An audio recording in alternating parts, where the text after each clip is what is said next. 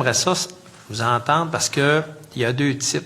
Il y a des coopératives d'habitation et il y a des OBNL d'habitation. Oui. J'aimerais ça que vous me parliez de l'avantage des coopératives d'habitation. Y a-t-il des avantages?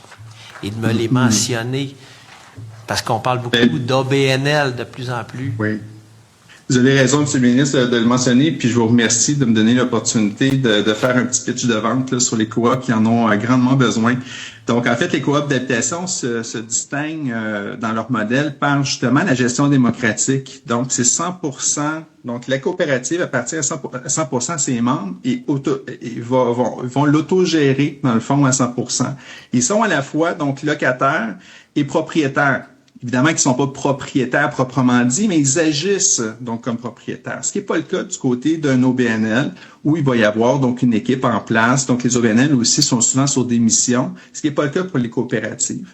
Malheureusement, puis ça c'est mon petit clin d'œil, on a donc une vision on a eu une vision un peu étroite sur les coopératives d'habitation au Québec au fil du temps dans les programmes de développement, en venant diminuer la mixité. Nous, on pense que justement, c'est un outil tellement important puis tellement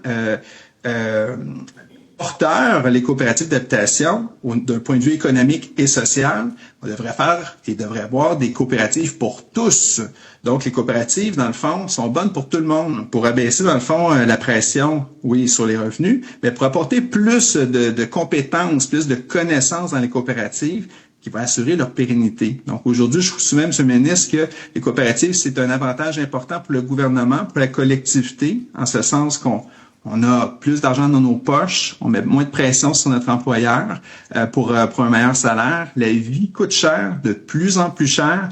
Donc, s'il y avait plus de coopératives, les gens se porteraient beaucoup mieux. On serait vraiment dans une dynamique de prospérité pour le Québec. Je ne sais pas si vous êtes convaincu. Je voulais vous l'entendre dire. Ça marche.